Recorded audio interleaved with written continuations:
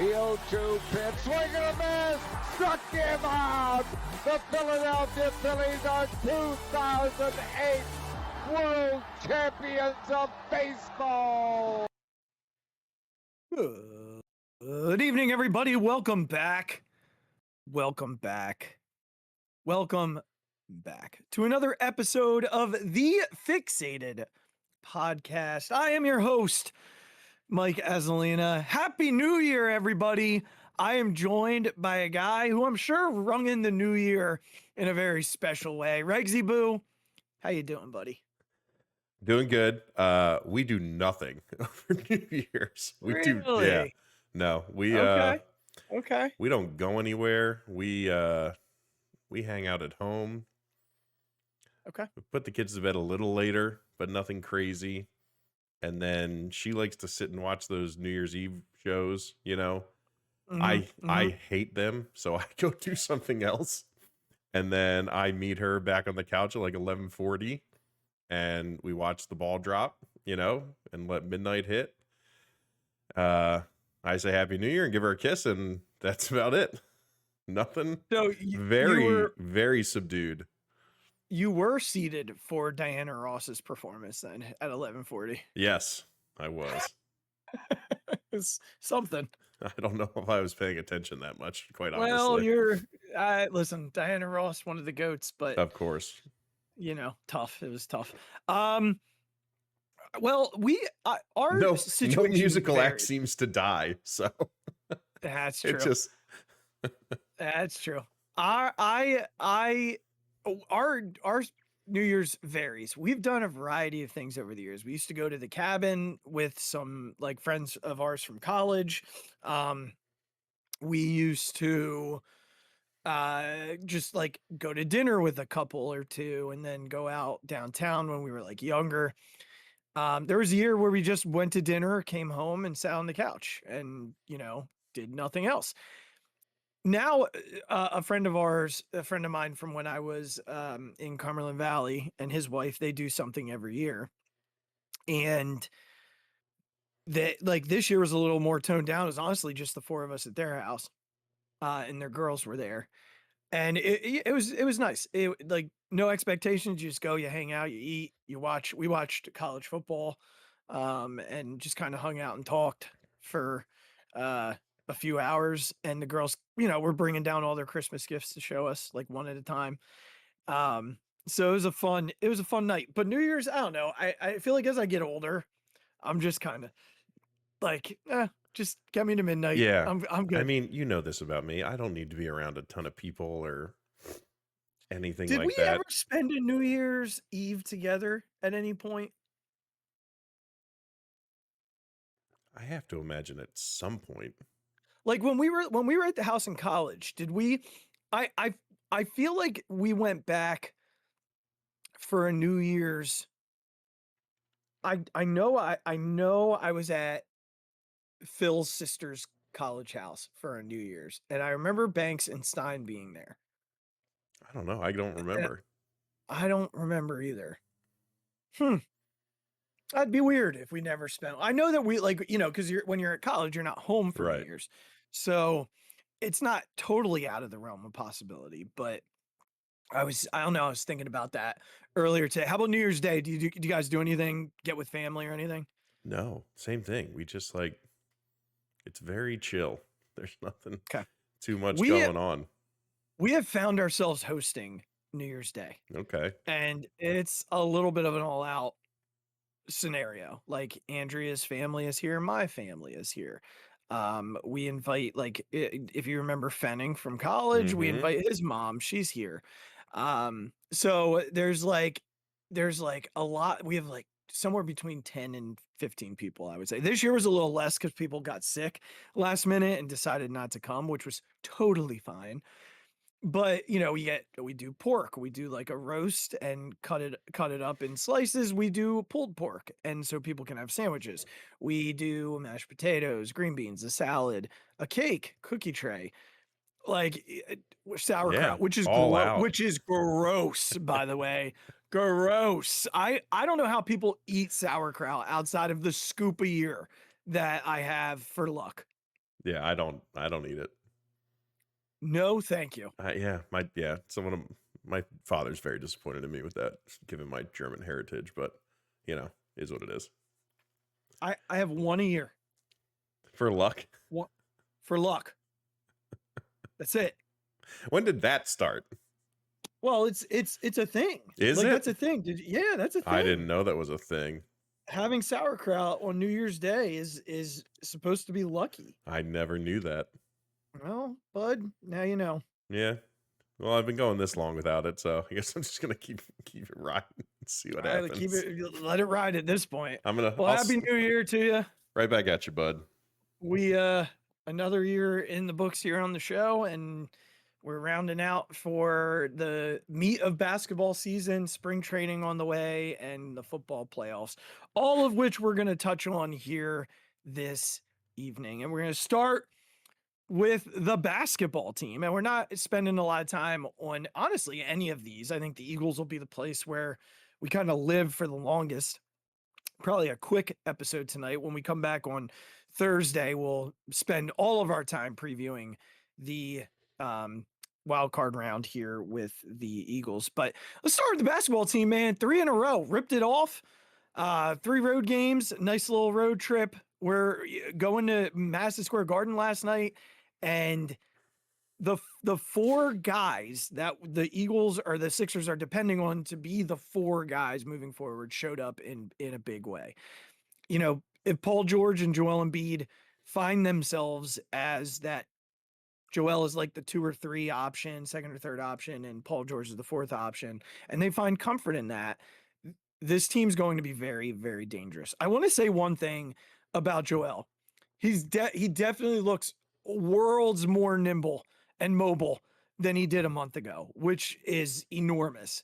Now, how will he hold up? Who knows? Yeah. And I'm not holding my breath. But if this Joel is the Joel that they're going to get moving forward, even in small doses, in 1 out of every 3 games, so be it. That's a huge, huge, huge boost for a team that has a true MVP candidate in Tyrese Maxey and a true Rookie of the Year candidate in VJ Edgecombe. They're in a really good spot. They have the Nuggets coming in tomorrow night. Big game, good game. We all know how I feel about the Nuggets and their star player. I don't know if Joel is going to play or not. He's out. Jokic is out. Oh, is he? Yeah, he got hurt right before. Okay. Like a little after Christmas, I think, or right at Christmas. Well, I never wish that on anybody. Not too badly, luckily, but I think they're keeping him out for like a few weeks. Okay. And I don't know. I feel like they're either 4th or 5th right now in the standings. It's so tight in that conference. With all the movement, they're 5th. They are a game and a half behind the Raptors right now. But it's so tight. I mean, they're 5 games behind the Pistons, who are in first place, and like 2 games out of the 2nd and 3rd spot. And looks like they're finding themselves a little bit, Regz. It really, really does. They look like they're finding themselves. What say you, big guy? I think the Embiid thing, like you said, we'll continue to be hopeful that he just progresses slowly, continues to look more healthy and athletic. Every 2 games, he has like a bad fall or trips over somebody, and everyone gets scared that he's never going to get up ever again, because that's what it looks like at the time. I still want him to be like option 3 on any given night that he's on the floor, because that's how I just think this team should live. I just think Maxey is playing out of his mind and is like clearly a first team All NBA player right now. And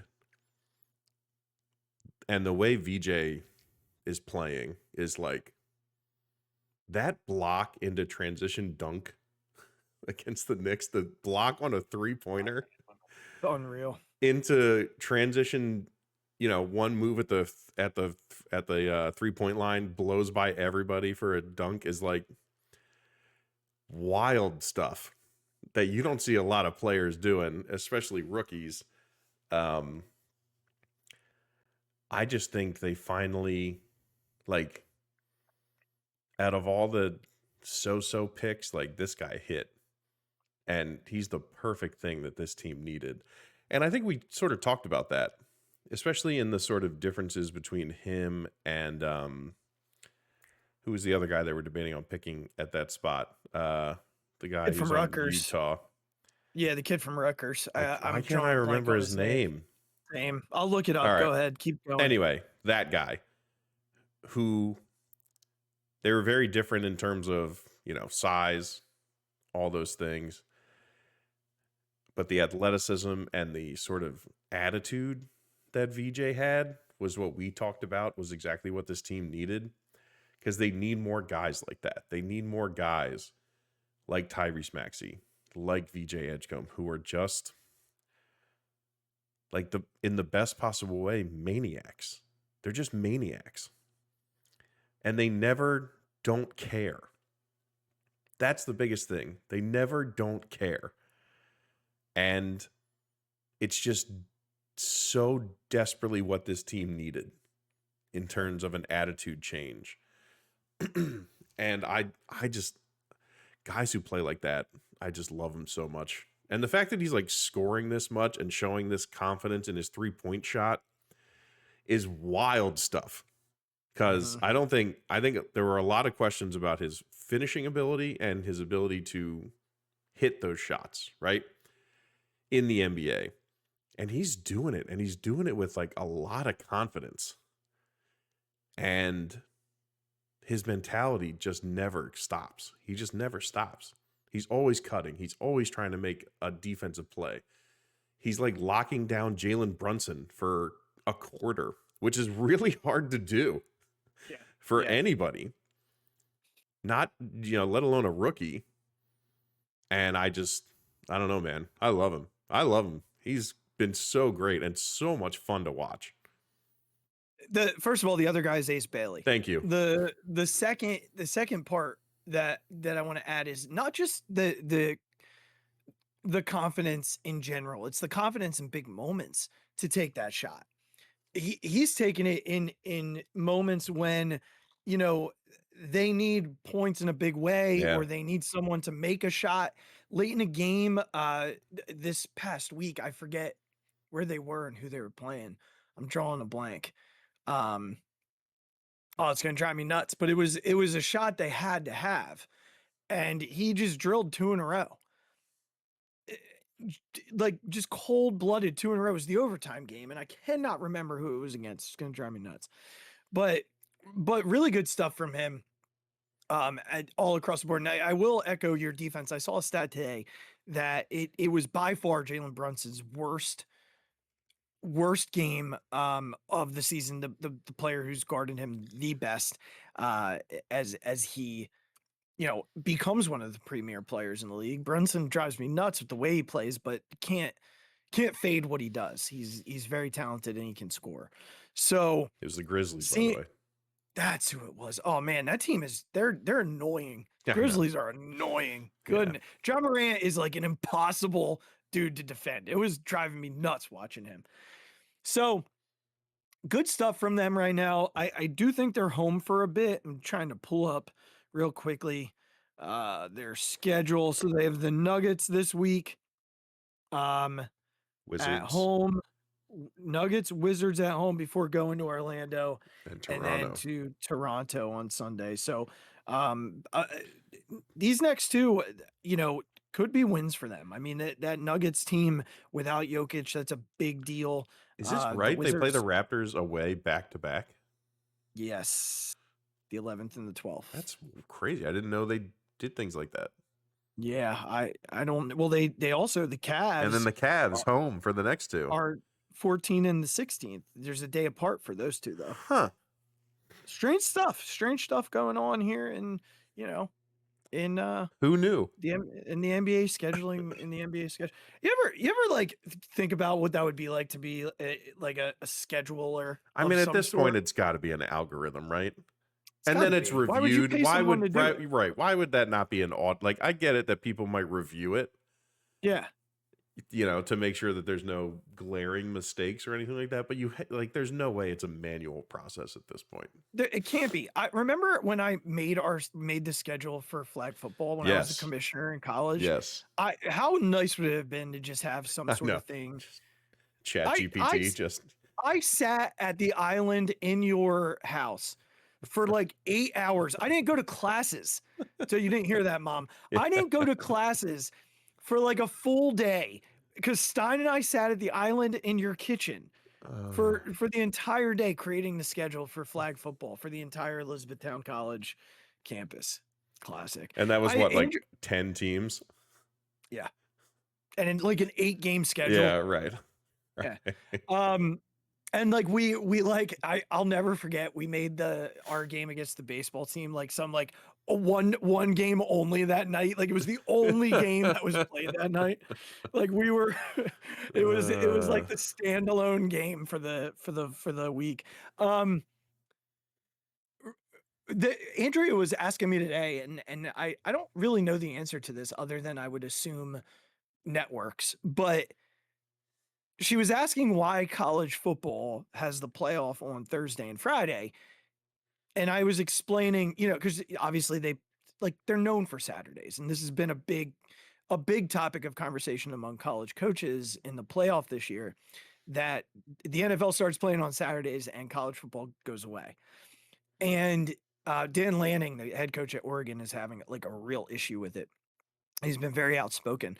And I told her, I was like, honestly, I think the networks make that decision. And I think the NFL probably gets the call on it because they're a bigger product.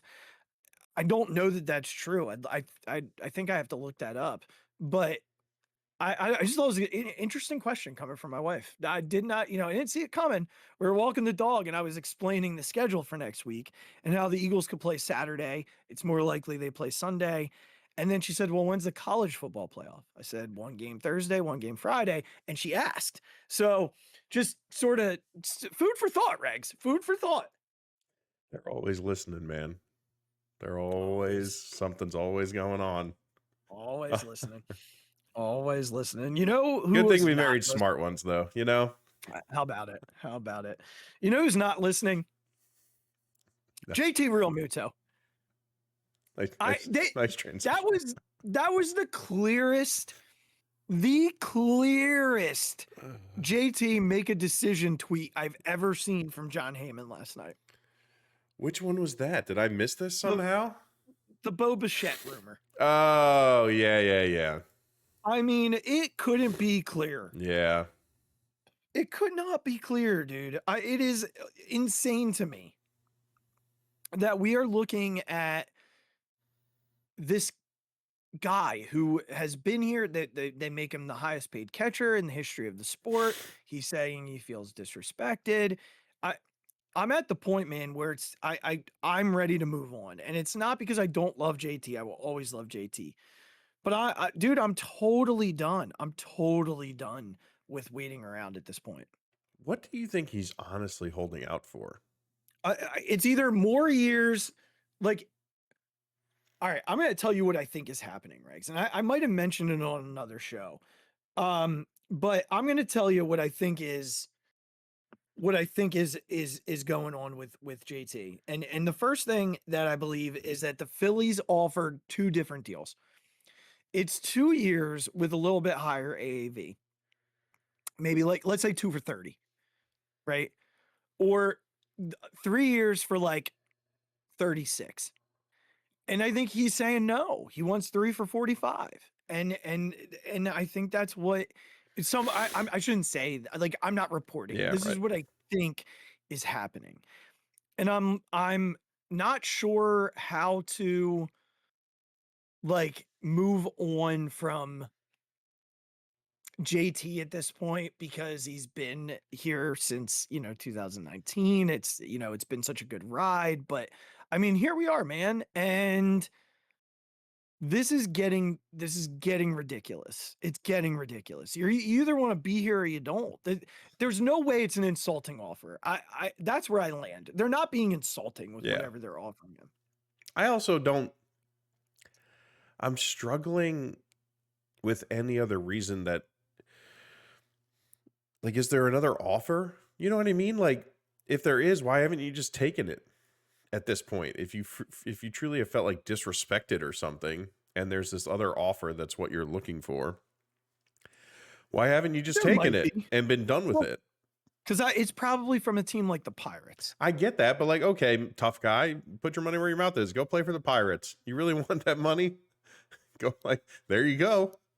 Yeah, I Go mean, ahead. because I actually like did an exercise today, and I was like, all right, what other teams, like contenders, are going to be trying to acquire a catcher? And I truly like thought about this. Obviously, like the Mets could use an upgrade there. I don't think he really wants to be a Met. Yeah. The Braves have, two catchers as is. They're not doing it. The Dodgers aren't doing it. Maybe the Padres. I don't know that JT wants to move his family all the way across the country at this Mm-hmm. point, so I don't know that that makes a ton of sense.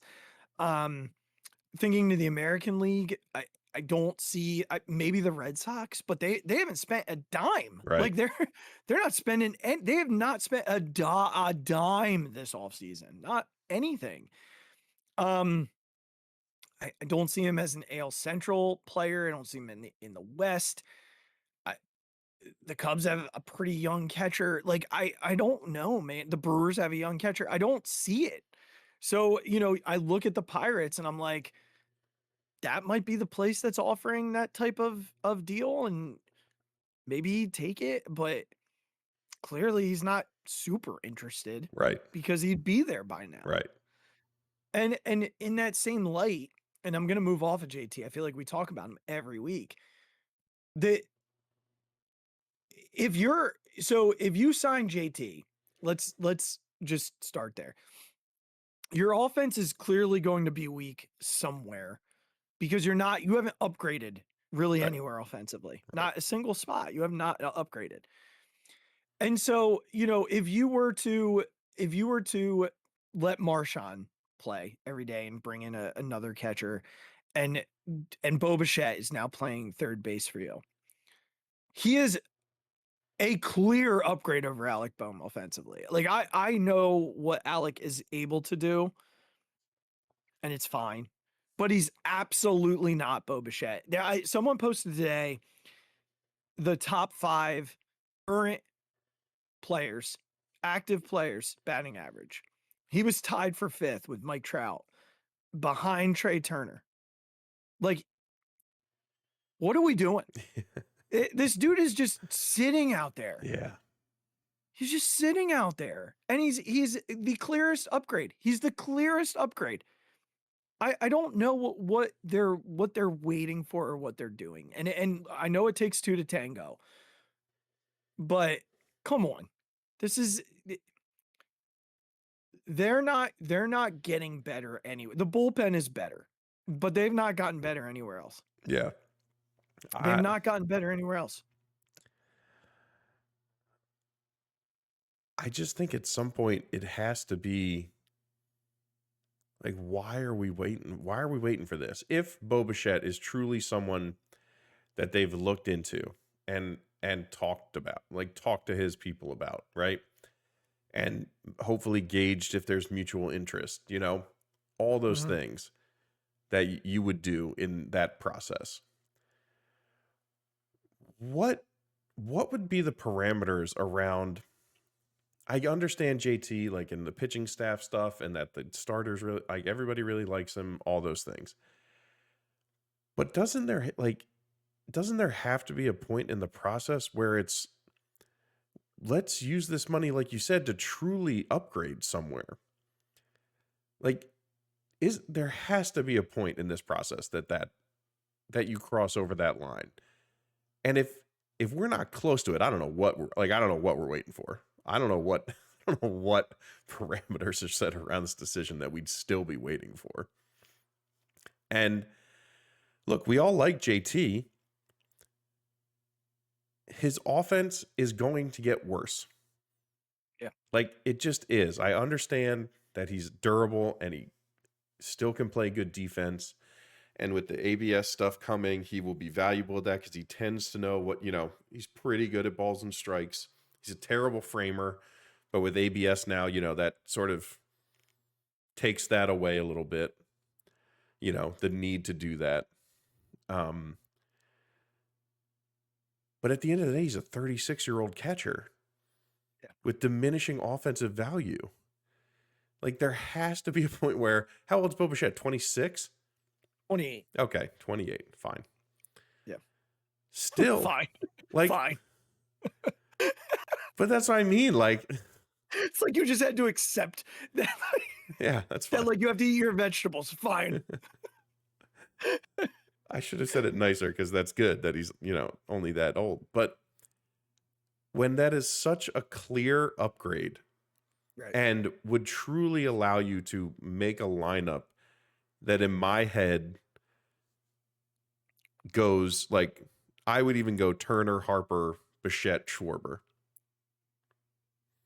to put someone behind Harper that can truly hit. And then you, like, even if you decide you don't want to pitch to Bo Bichette, you still have Kyle Schwarber coming up with hopefully 2 guys on base.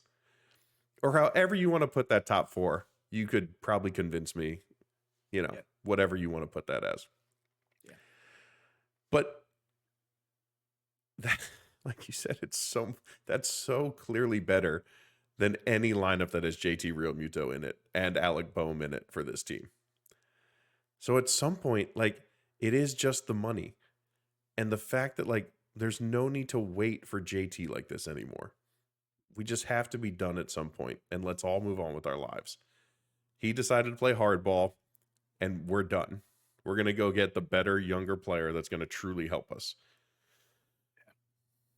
I will tell you that I'm there. I'm like 98% there. If I saw that they signed JT tomorrow, I'd be like, all right, cool. Still go get Bo Bichette. Right. But cool. Yeah. I will say that for me, like, and we can obviously, as we move into spring training, we'll talk about lineup construction and the whole 9. For me, the ultimate dream scenario is that Justin Crawford does what he's done at every level and hits, and is hitting leadoff by like June, July. And then you can go Crawford, Turner, Harper, Schwarber, Bichette. Because for me, well, it's not even for me. It's truly like, let's play the Bryce game for a second. He refuses to hit second. I get it. He just I know. does not want to do it. Yeah. And that's, that's just what he is. The not elite shirt be gone. Like, he will not, he needs to see the pitcher 2 times through for whatever reason.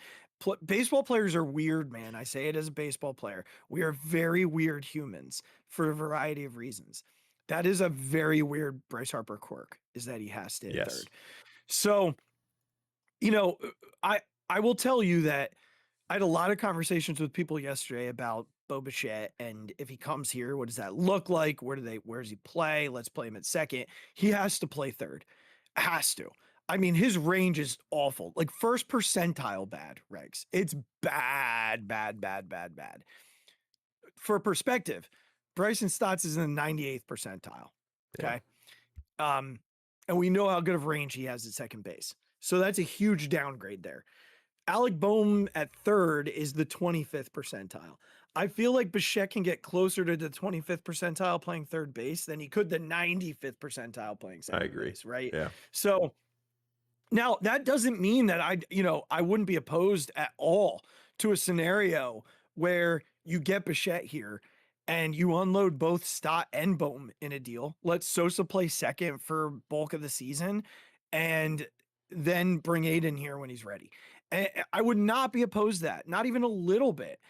I think they would keep Stott. I'm just, saying, like, it wouldn't be the end of the world if that's what they decided to do. If to unload Boehm, you had to send Stott with them to make the offer more palatable for a team. I saw a Pirate fan saying yesterday that if we signed Bichette, they would love to have Boehm. And I was like, you guys do know that he would only have hit 3 home runs at PNC Park last year. 3! I mean, if you're going to offer something for him, we'll take it. Whatever you want to put. Yeah, they have no catchers in their system, so. All right, middle reliever. I'll take it. Sure. But 3 home runs at PNC Park, Rex. We should make a They YouTube did. compilation and put it on our channel. That's just like Alec Bohm pool noodle hits, where he swings it looks like he swings as hard as humanly possible, and the ball like slowly floats over the second baseman's head.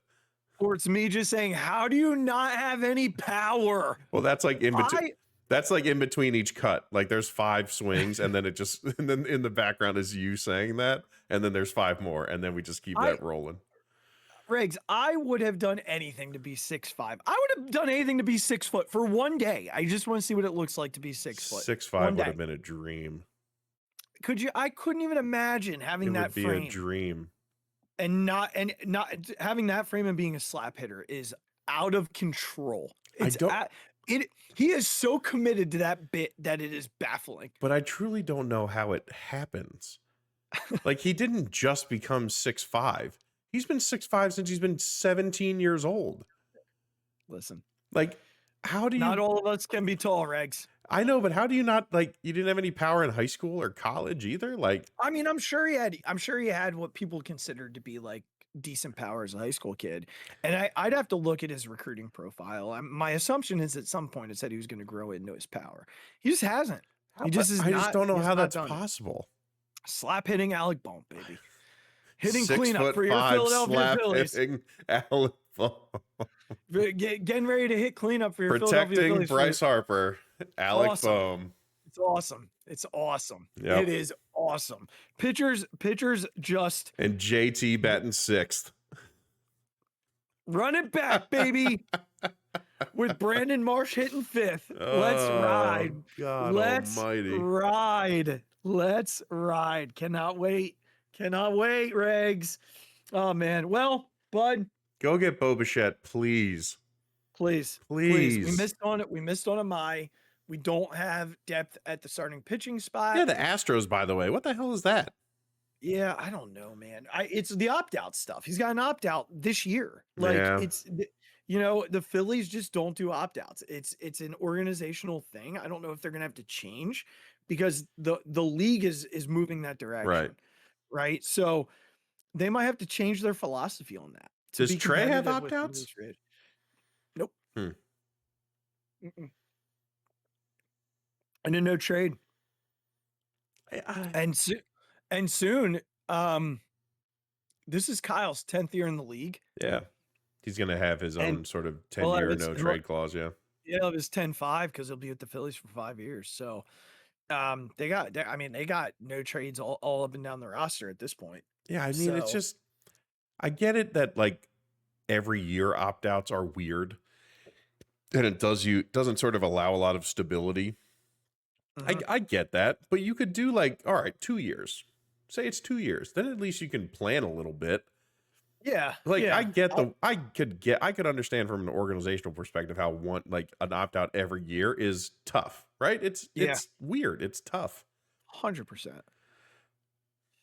And I don't know, but like you said, eventually you got to kind of adapt to the times. And I get it. Maybe it's not your preference, but maybe you can negotiate 2 years if the guy's truly worth it. And especially I think there's a big difference in the window that they're in right now. And if we were talking about, let's just say 5 years from now, where Bryce and Trey and Kyle are all 38, you know what I mean? And you're building a team like then you're looking for guys who want to stick around for a while, but in the window that they're at, like, having an opt-out after 2 years is like, I only really need you to be really good for 2 years so we can try and do this. So like, let's do it. And I feel like somebody like Bichette, he'll be 30 then. Right. And that's another run at like a 4 or 5 year contract. Yeah. If he has 2 really good years and if he wants to stay here, he stays here. Right. I don't know. I agree with you. I would love to know more because I only heard Mattingly say like that it's their philosophy, but he didn't really get into why. And I wonder if he meant to say that. I don't know. I mean, it came out. I understand he said it, so I'm not diminishing the fact that he said it. That sounds like one of those things where like somebody called him afterwards, like, you didn't have to say that out loud, man. Well, yes and no, because consider, like, I understand why you feel that way, but agents know that. They're not saying anything that agents don't know. Sure. It's really now that we know. Right. That's the Right. hit, right? It's like one of those, like, it's that weird. public record versus, I get it if when you're talking about contracts, like agents talk to each other. I get all that. Yeah. I'm sure they have trends on every team, right? It's Yeah. not surprising, but like it's out there now. It's not just Right. oh my, the agents know about it. It's out Yeah. there because somebody said it. Well, one last thing, and then we'll move into the football team. I wish they could make the Don Mattingly thing official. Yeah, can we just be done with that, please? I'm not sure why this is still happening. Like, why is this not official? Here's part of my reasoning. Bo Bichette loves him. Yeah, that's true. They are so freaking tight that, and look, it could be just not announced, and it's out there, and it's, they're waiting a little bit because it would look super weird if it was fast, because he basically was like, I might retire. Oh no, I'm gonna go with the Phillies. Like, I don't know what all that looks like. I don't know. I don't know the ins and outs. Yeah. But like, they are so tight that Right. it would be, just having him here would be really helpful in getting Bichette here one way or the other. So we'll keep an eye. Unbelievable stuff though. Just unbelievable. This is why I hate every year. I mean, I gotta say it because I gotta say it. I hate the baseball off season so much. I'm actually thrilled. I don't like the college football portal. I think it's a mess. 32% of college football players. I saw that. It was like $2,000, like 2,000 kids or something. 4,000. It's 4,000. Wow. Okay. Yeah. And we're only in day 2 of the portal, Regs. Isn't that crazy? Day 2 of the portal, 4,200 kids, 32% of college football players are in the portal. Saw that some Notre Dame guy just went to Indiana. Yeah, Bo Burnham, one of their defensive linemen. It's not a huge loss. It's a loss, but it's not. I mean, Indiana's killing it in the portal today. They got the #1 receiver in the portal. They got a really good quarterback from TCU. They got that Burnham receiver now. from what's it called?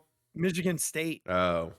He was supposed to visit Notre Dame tomorrow and was like, oh, never mind. Tough. So, yeah. Well, when you got Mark Cuban's money, you're gonna do just fine. Is that what Indiana has? Yeah. Did he go there? Yeah. Oh, I didn't know that. Yeah. Yeah. So I mean, you have to think Notre Dame has some rich ass people. Oh, they do.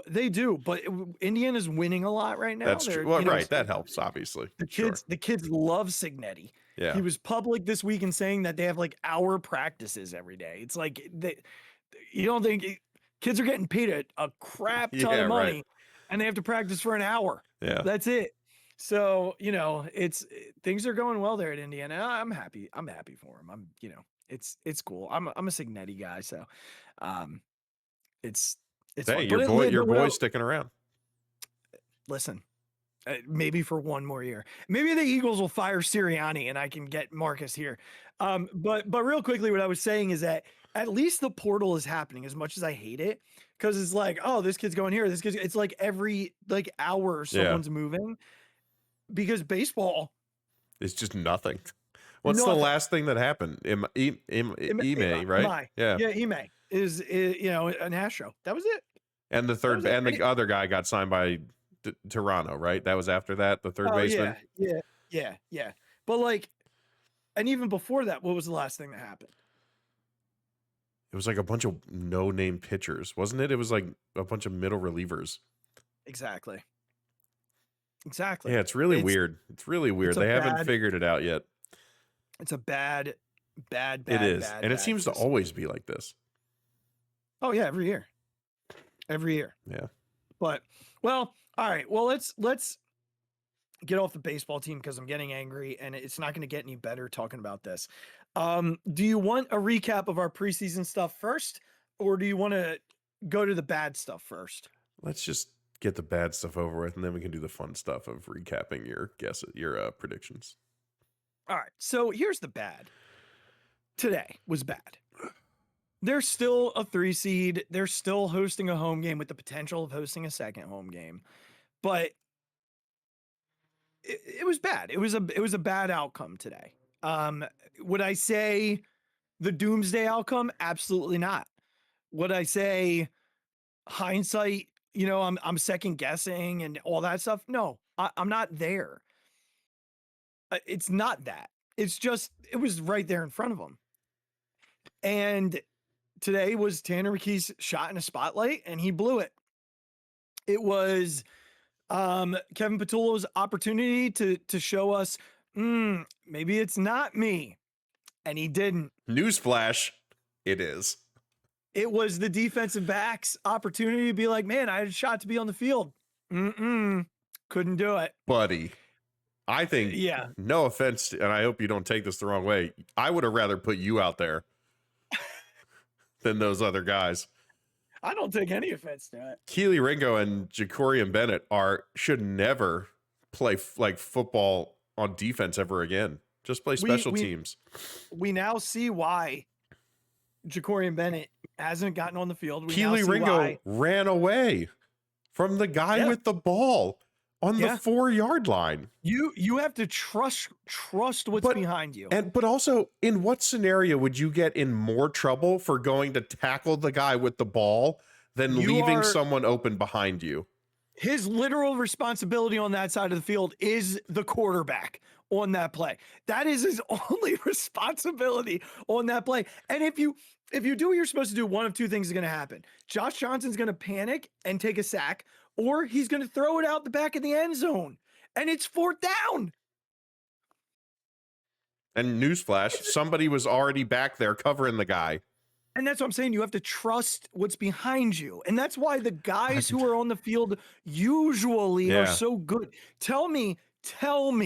And look, it's probably the way that the game is going, that's Q. If you think for a second Q is turning his back to the ball carrier, exactly. You're out of your mind. I'll even say, if you think Adorie's turning his back, let me pause for a second. As a collective fan base, we owe Adoree Jackson a huge apology. He clearly was the right choice. I mean, goodness, dude, he looks like Deion Sanders out there compared to these guys. I don't think I've ever seen anything like the plays that our backup defensive backs made in this game. Like, I do want to say, as a collection, I want to say a couple of things that, and I'm not excusing it. I need to say these things.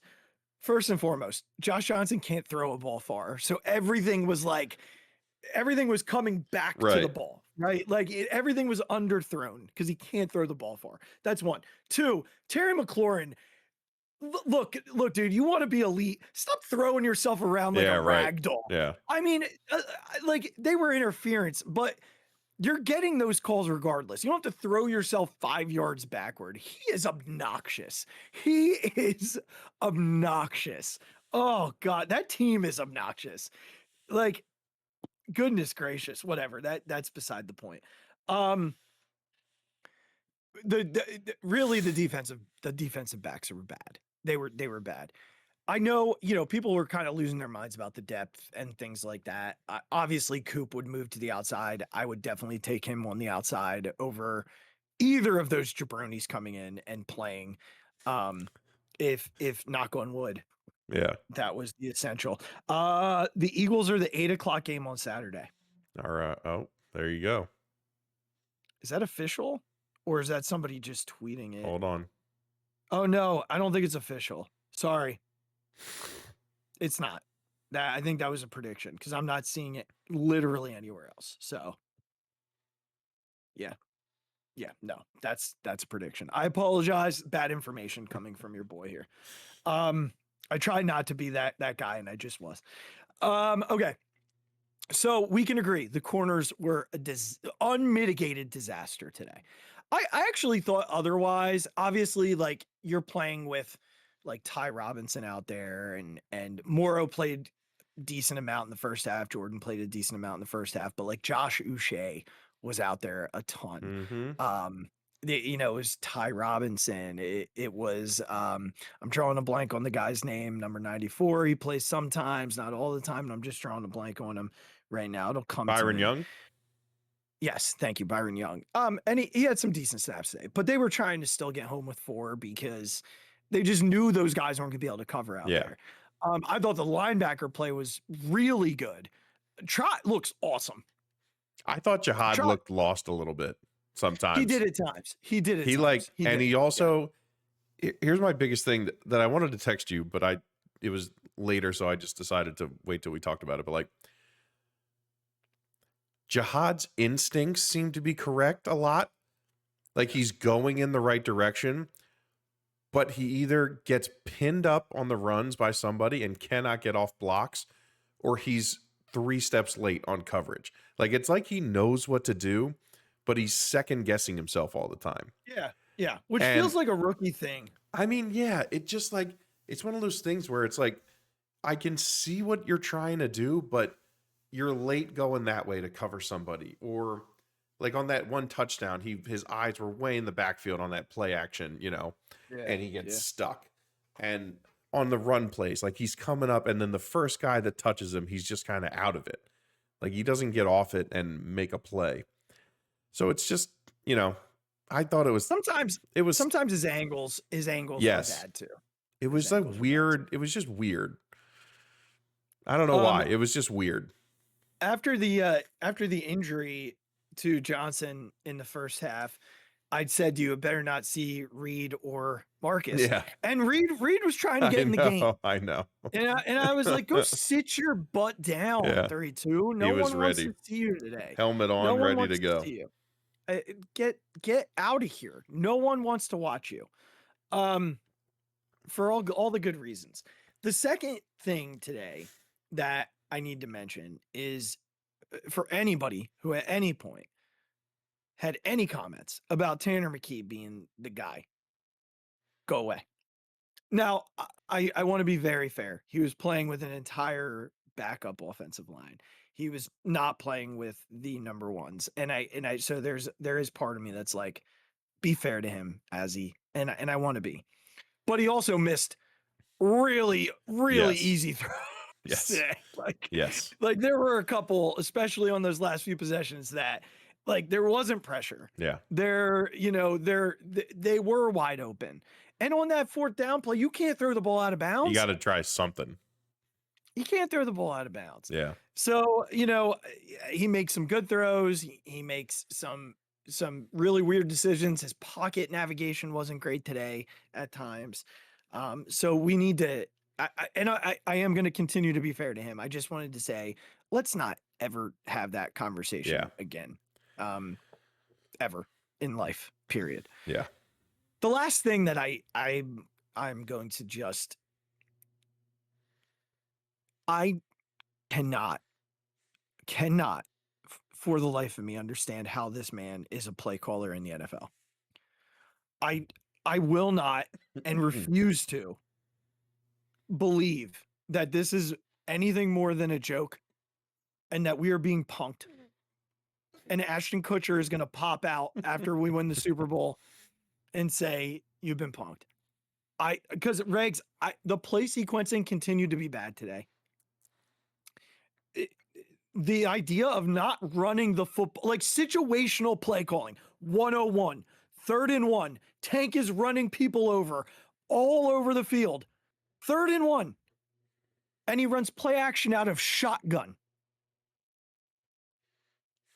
Like, look, if you want to run play action, sure, get under center and run play action.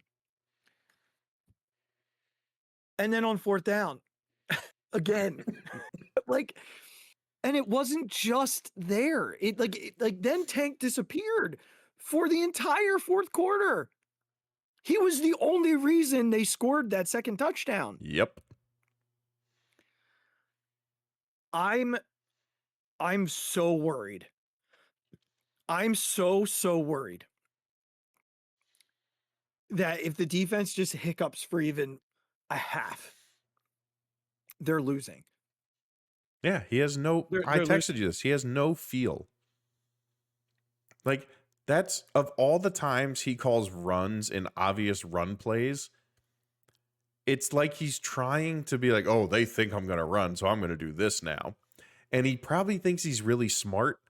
And it's just like, dude, what? The only thing that's been good this game is Tank running the ball. Outside of Devontae Smith wrecking havoc on the Commanders' terrible secondary. Yeah. Which was for all of 5 plays. Outside of that, running the ball with Tank Bigsby was the only good thing that was happening. And not only on 3rd and 1 and 4th and 1 with a chance to get a fresh set of downs where you can now try those plays, right? You're not third and goal. You can get a first down. Yeah. You don't do the simplest thing to get a first down. And those are the scenarios they lost to a Commanders team today with a 39-year-old third string quarterback. And Regz, I 100% understand what we had out there on defense. I get it. I know. I'm right here. I watched the whole game start to finish. So I'm very aware. But that doesn't change what he does and how he calls a game. Yeah. You cannot leave those points on the board next week, and he's calling the plays next week. Yeah. You couldn't leave him on the board now. You blew a chance to that's my point. That's my point. Be up 2 touchdowns. And I mean, just as a side note, if we're not calling a hip drop, then we can't call spinning the ball as taunting. It's the stupidest thing I've ever seen in my whole life. Sorry, you can't. So if he does it with his back turn to the guy, it's fine. But just because he's happens to be facing that way, it's no good. Also, let's not mention that the defensive back tried to knock the ball out of his hands once he stood up. Like tried to punch it out of his hands. I don't understand. Like what? Who are these calls for? How many phone calls is the NFL getting that this is such a requirement of theirs? Regz, I will tell you that like there are certain things that I don't think a player should do after they get up. Like if they got up and crotch chopped the way Joel does, 100% fine should be a taunting call. Stepping over a guy and looking down at him and saying stuff right to him, 100%. Spinning the ball when he's not even over top of him. He was 2 yards away. Like, I don't know, man. It is baffling to me. It's like I'm going to say this as a middle-aged white man, so please take that in all the context possible. There's not a bigger rule out there that screams the NFL is run by old white men than this taunting rule. Yeah. That its commissioner is an old rich white man and all the owners are old ass rich white men and they don't want those black people doing that stuff. Yeah. It is brutal, man. And you can vouch for me. I don't have a racist bone in my body. Like no. That has nothing to do, but like there's not a rule in the NFL that screams like the rich white guys who run this league don't like it when their black players get all fancy and like, taunt like that. Because their old rich white friends, their old racist white friends don't like watching when they do that. Like it's unreal. It is the dumbest rule. Again, I have no problem with it in certain situations. But that's the thing. It's the dumbest thing to have this much of an emphasis on. Like the fact that it's talked about all the time. And like one of those things, this is one of those things that the NFL has made sure that the referees are looking for. Of all the things, this is what we're worried about. Well, that was the part that like when they came back and the I don't know who the official was in the booth, but when he was trying to explain in circles why it wasn't called a hip drop because his butt hit the ground without his ankle underneath it. I was laughing so hard. I was like, my goodness, you are twisting yourself in a pretzel to explain why this is not a hip drop. And how are you supposed to ever make that call then? Right. It's happening full speed. The only reason we could tell that his butt was underneath him is because we got to watch it in slow motion. That's why they never call it. So why is it a rule? Right. But instead, player safety gets cast to the side. Calcaterra didn't return to the game. We don't know if he'll play in the playoffs, which I don't know. I mean, at the end of the day, can't block. Might have helped today though, because he was having a really, really good day today. Yeah. When he was used as a pass catcher. But let's make sure that all these young black men don't taunt each other. Can't spin the ball. Good Lord. What are we talking about? What are we talking about? So moral of the story, not a banner day. The same concerns will continue to be the same concerns, and Kevin Patullo is the same concern. The offense did not change. It did not get better today. I got some texts that were like, I don't think he's doing that bad of a job. I disagree. There were definitely possessions where I was like, all right, that looks, but there's But when still it gets down to it, it all goes back to this same. I could recall 4 times tonight on one TV screen that I saw every Eagles receiver in the same 15-yard area on the field. How is that possible? I retweeted a screenshot on a second down play where they ran a crossing route behind a curl route. Like, what? like the curl stopped and the crosser was like right behind it. On that one, what? There was an out route to the right side that went to the one tight end. I can't remember his name. Granson. Thank you. But 4 yards behind him was Covey running an out route. Well, so layered out routes aren't the end of the world. Like, you can run layered. They probably shouldn't be routes. that close. No, and that might be a player thing, sure. Yeah, that might be execution because you got 2 guys who just are never on. But the like, field there's together. multiple times where somebody. Oh, you sent me that one TikTok of the 5 worst plays with 2 honorable mention. Oh my god, it was so good. But like, everyone was doing the same thing. Yeah, on different plays. Yeah, it is so bad with no pulse for what's going on in the game. And I know that we're facing a brutal defense next week. I just have no faith that the Eagles are going to do enough to. Now, granted, I watched that Niners offense last night, and I know that the Seahawks defense is good. The Eagles defense is every bit as good, if not better. Yeah. So defensively, they should be able to do enough, but I don't know. I don't know that this offense, like I watched the Seahawks run all over them last night, all over them with Kenneth Walker, like up and down the field, up and down the field. And those 2 running backs are nowhere near as dynamic as Saquon Barkley. And when Tank Bigsby gets his foot in the ground and turns upfield, they are so dynamic. Some of that's going to be, did this week, 2 weeks, is this going to help Cam Jerkins and Landon Dickerson? Landon's been really bad.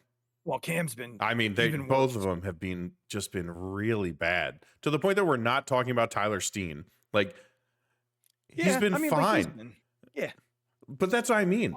Like, we're talking about 2 supposedly Pro Bowl caliber offensive linemen. But like, they've been bad. Like, truly, truly bad. And look, if Lane is back, that's a huge difference. I think at this point he has to be, right? Isn't that the whole point of keeping him out for so long? It was. I mean, Rappaport was saying today that he'll be back. So right. I mean, that is if he's even 80%. Yeah. Like that is enormous for them in the run game because Fred Johnson has been so bad in the run game, so bad in the run game. It's just been a comedy of errors. Like, it's been a comedy of errors on the offensive line. So we'll see what happens there. I want to say one thing, because I've seen a lot of people say, well, this is the worst case scenario. It's absolutely not the worst case scenario. The worst case scenario was you go out there, the Bears win, you play everybody, and AJ Brown turns an ankle and can't play next week. Now you don't have the 2 seed and AJ Brown's out. Or Jalen gets a concussion because Luvu's like headhunting or something. 100%. Yeah. Right. Or that hip drop tackle was Dallas Goedert and not Grant Calcaterra. Right. So like that's the worst case scenario. I get it. Like having the 2 seed, I 100% would prefer the Packers with the Bears at home in the divisional round. But the Packers almost beat the Bears 2 weeks ago. Who's to say that they won't? And then the Eagles are hosting the 5 seed or the 4 seed in the. Now it's probably gonna be the 5 seed because the Panthers did beat the Rams a couple weeks ago, so it is not out of the question, Regz. It is not out of the question. Yep. But you get my point. Like there is a world where the Bears lose next week. They're not that good. Their defense is so bad. It's so bad that the Packers could go in there and absolutely win a game. The Lions went in there and won a game with half of their roster out today. So there's no reason that the Packers can't go in there and win that game. And Dan Campbell is nowhere near the coach that the Green Bay staff is. I don't know why I can't remember his name right now. It's a bad job by me. Why But the hell can't I remember the head coach's name? yeah, he's a really good head coach, and I can't remember his name. But that's McCarthy? No, he used to be. He was the Cowboys coach. I'm looking it up. Hold on. Yeah, but so I understand everybody's angst. Matt LaFleur. But I'm also Matt LaFleur. That's right. But at the same time, I'm also I definitely wanted the 2 seed, and it became more difficult for me when the Lions won. But I won't second guess the decision to rest these guys. I'm not. I think we can move past that. Like, here's again another tweet. Tank Bigsby had a 55.5 success rate per touch and did not touch the ball in the final 17 minutes of the game. How can you explain that? Right.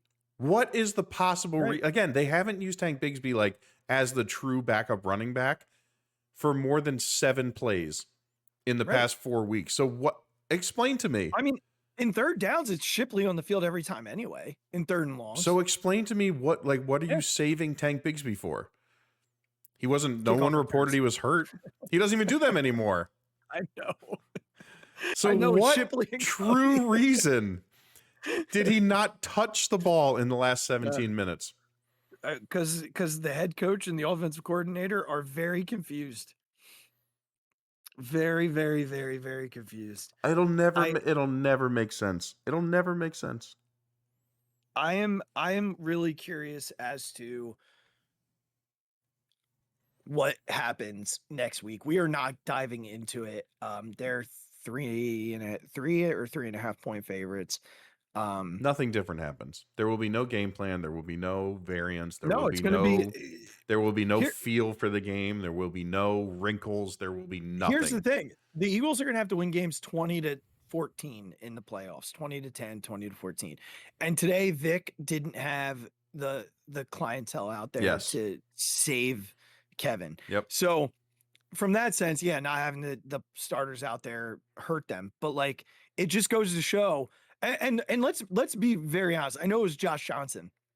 It was still Terry McLaurin out there, and the rest of that starting offense. And we saw, what the corners looked like.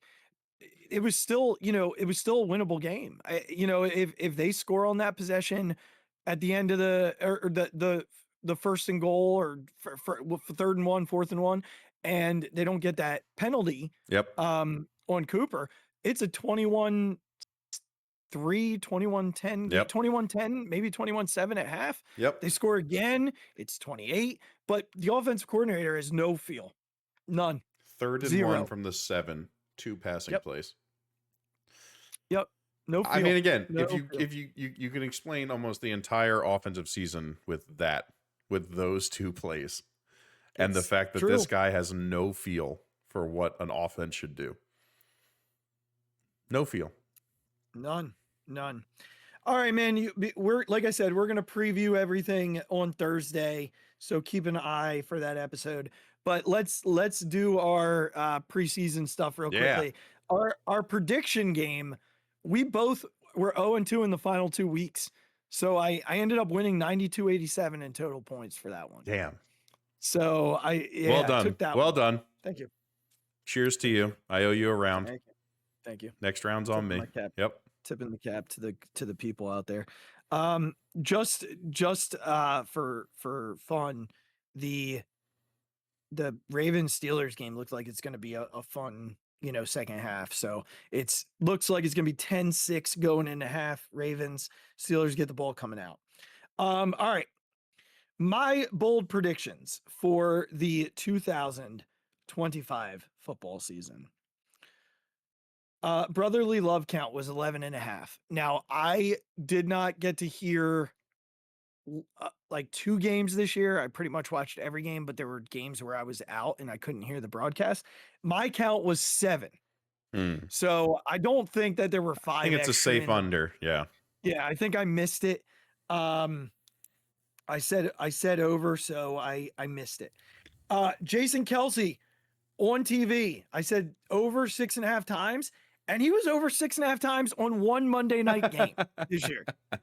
During the game, on the sideline, going into halftime, he was on the game. He was on the TV. They kept just going back and forth because they were talking about Cam Jurgens, and they kept going back and forth. And then he started having like a bit on the Monday night game, so he was on a lot. He was on a lot. So you're gonna have to help me out here. I don't know if you remember or not. Did I say Jalen Hurts was going to have 4,100 passing yards or total yards? I would imagine total. Okay. Well, either way, I was wrong.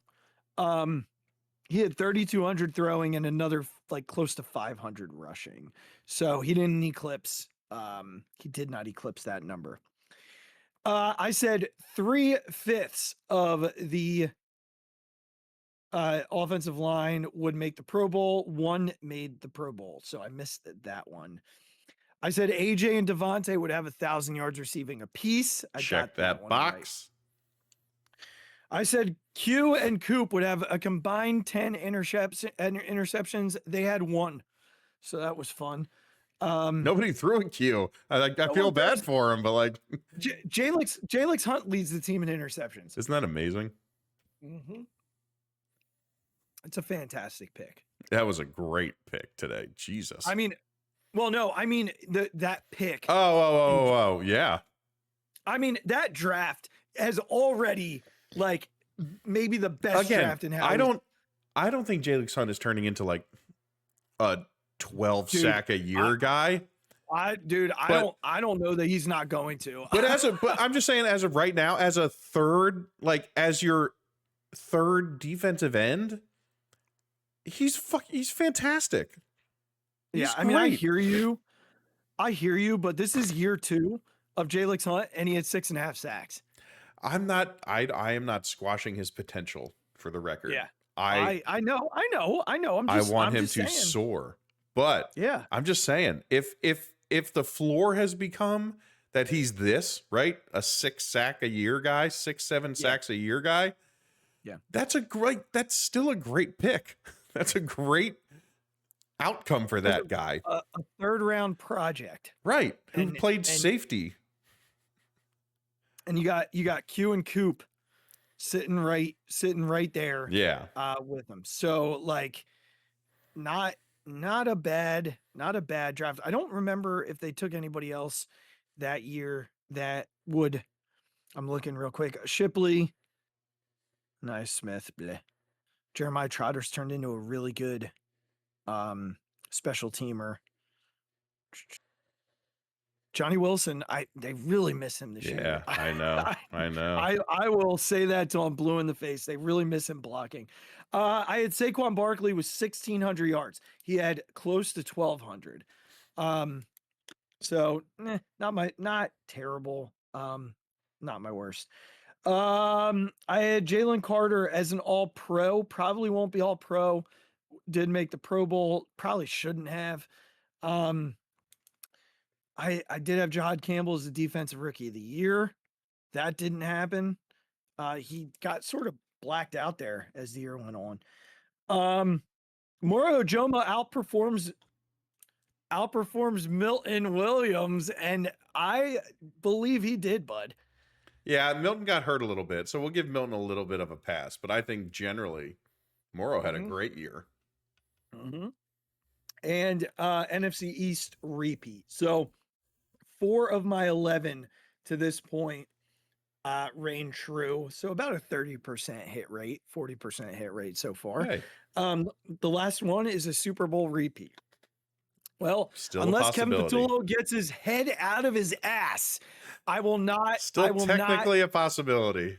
I don't think so, bud. I am usually the like optimist on this show, but man, I just have no confidence. And Andrea's like, oh, you're just softening the blow. Like you're just, protecting yourself from a letdown. I'm like, no, I've always been very realistic. Like last year I felt very good about this team going into the postseason. I just don't. The only team that can beat the Eagles is the Eagles. And it's because the offensive coordinator is inept. But I think it is a little bit of that, because I think where we were worried is that the defense couldn't possibly play to as good as they were last year. The offense, from a talent standpoint, is the same. Like, the people are the same. I get it. They're not, particularly the offensive line has not been playing the same. Right. But the thing we were most worried about is, can the defense still be a top 10 defense? Because there were so many sort of what we thought were outliers, and losing Sweat and Milton Williams and Slay, and all the things that we talked about. The defense is just as good. Maybe not just as good, but they're still good. I think they're better. Okay, you could make an argument in a lot of different ways. You know what I mean? But like, they're a top 7 defense, maybe even top 5. And I just think they're easily top 5. But the difference is the offensive coordinator is garbage. Oh, he's so bad. The offense has been terrible. And I will say, I believe when you think about the defense, let's think about this for a second. From a pass rush perspective, they're better right now than they were going. Remember last year we were so worried about the pass rush. Yes. They're already a better pass rush team as constructed right now, especially BG's going to play snaps inside. We are the 4:30 game on Sunday. They just flashed a graphic on NBC. That's kind of what shout out to Doc. He nailed it. Chargers Patriots got the night game on Sunday. Okay. 4:30 is the prime spot. That is the spot, because kids will be awake. Yeah. Everybody's sitting down to watch that game. So, okay. So the pass rush is fantastic. Jalen Carter, Jordan Davis in the middle, run stopping. Morojoma, run stopping. Brandon Graham sliding in on passing. That's unbelievable. Zach Bond and Nakobe Dean right now, like Nakobe Dean on blitzes, get out of his way. I'm very worried for Christian McCaffrey's life on Sunday, because he just runs through running backs. They don't exist in his world. The D-backs have just gotten better at passing off routes. Like Adori's more confident now. I think you got to give the slight edge to Slay. Slay had a really good year last year. Like, coverage-wise. Yeah. But they're just playing at such a level right now that so last year Q wasn't the number one. Darius was. Yeah. Q is far and beyond better than what Darius was last year. And Adoree is not what Q was. Yeah. I 100% agree with that. But you don't even look to that side of the field. So like if I guess, I don't know, who is Q gonna follow on Sunday? Jennings. Like, is he following Jennings, or if that dude is Pearsall? If he's back, does he follow Pearsall around? I'm not even sure you have to, but I don't know where he plays in their formations. Yeah, I'm not sure does he either. Play in the slot? Yeah. So then Coop and I'm not sure. I mean, the real concern is 2-3 and 85. Kittle. Yeah, Kittle and McCaffrey. Yep. Those are the two, and you'll have Zach Bond plastered to one, and Nakobe will be on the other, and that'll be that's it. Like those are the two for me. So, but yeah, defensively, you're right. The talent on the offense is just so freaking good that if they don't, he better be gone the second the season ends if they don't win a Super Bowl. Yeah. Even then, I don't think you could make a real, like, could you be truly honest with yourself that he should be your offensive coordinator moving forward? If they win it? Yeah. Well, let's what if they come out and do what they did in the postseason last year? I would almost put that on Jalen. And the Maybe. players like just rising to the occasion more than him being responsible for it. Well, I will say this, and I'm getting ahead of myself because we'll talk about it this week. We're going to see things offensively we haven't seen all year. Jalen's going to run the ball in the postseason. He's they just don't do it in the regular season for fear of injury. He's going to run the ball. Like no questions, no ifs, ands, or buts. He's going to run the ball, which changes everything dynamic in the running game. When he did it, when he did it against the Raiders, they put up 31. Yeah. And I know the Raiders, blah, blah, blah. They did come out and win the next week. They still won right after that. I get it, but that changes things offensively. So we'll see if that makes a difference and so on and so forth. Whatever. We'll talk about it more on Thursday. Thanks for being here. God, here's my fixated for the week. Alabama didn't belong in the playoff. Neither did Oklahoma. Neither did Tulane. Neither did JMU. Notre Dame should have been in it. Would they have beaten Indiana? I don't know. Maybe not. But they wouldn't have gotten their doors blown off 35-3. What are we doing with the SEC bias? I'm so the SEC is what people hate Notre Dame for. They think Notre Dame gets a pass. They think Notre Dame is like this overrated program. No. The SEC gets a pass. They are an overrated conference because they were so dominant when you could pay players. Now that everybody can pay players, look what happened. They're getting beat by everybody else. The bowl season, they're getting destroyed. One SEC school left in the playoff, and I think Miami's going to beat the hell out of them.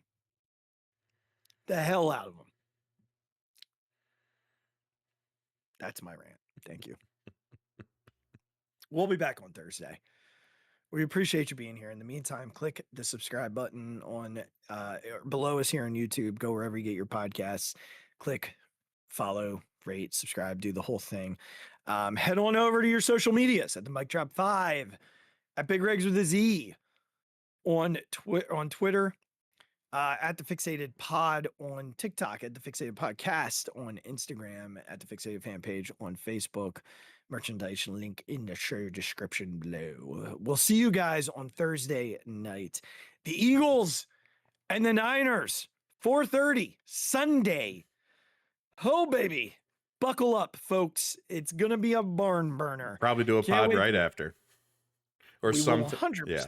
100% do a pod right after. We will talk to you then. In the meantime, take care of yourselves. Take care of one another. We love each and every one of you for listening. Phillies, do something. Eagles, I'm disappointed, but I'll get over it. Go Birds. Happy New Year. Oh my God! Deep to right field, way up there and way out of here. The Philadelphia Eagles are Super Bowl champions. Eagles fans everywhere, this is for you. The 0-2 pitch, swing and a miss, struck him out. The Philadelphia Phillies are 2008 World Champions of Baseball.